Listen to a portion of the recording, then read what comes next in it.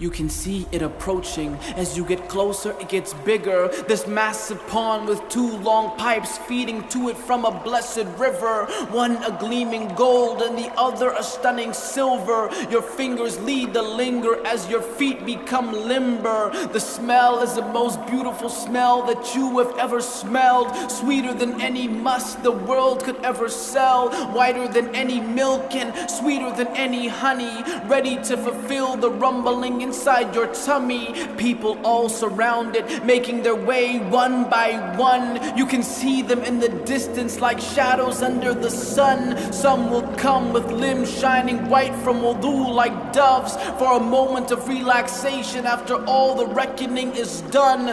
Drinking all that they can drink until all their thirst is dry, from vessels whose number is like the stars up in the sky, hovering over its rim, wishing you could just try. A taste of this lake would surely leave you satisfied. But before you can dive, you catch a glimpse from your eye of a man standing nearby who you sort of recognize. Not really too tall nor standing too short. Loosely curled hair with splendid kneecaps and elbow joints. Not plump or chubby cheek, the type of person you would love to meet. Reddish skin with dark black eyes and long eyelashes that peaked. It is none other than Muhammad sallallahu alayhi wasallam, and you're standing by his feet, the messenger of Allah, the one whom you send blessings and peace. Who would have imagined this is the way that you would finally meet? Standing by the pond, your heart nearly skips a beat. So many things you want to say, so little time to think. He turns to you and smiles, but before you can speak,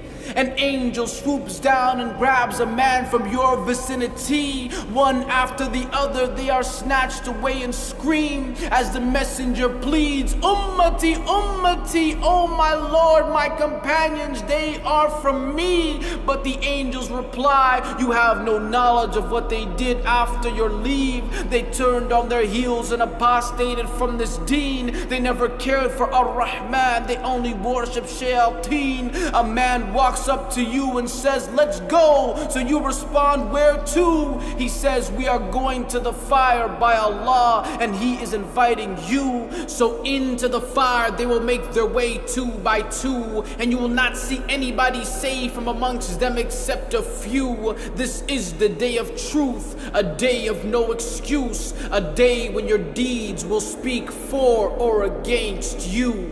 بسم الله الرحمن الرحيم إنا أعطيناك الكوثر فصل لربك وانحر إن شانئك هو الأبتر.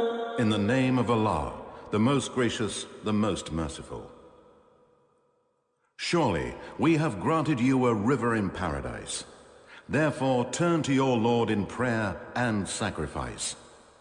As for he who makes you angry, he will be cut off from future hope. And for the believers, they will gather around what is known as Al-Hawd, which is a blessed pond whose source comes from the river known as Al-Kawthar in Jannah. But amongst our nation, there will be people who before getting to drink from Al-Hawd will be snatched away screaming and pleading in front of the Messenger of Allah. Imagine, they have reached so close and were almost there.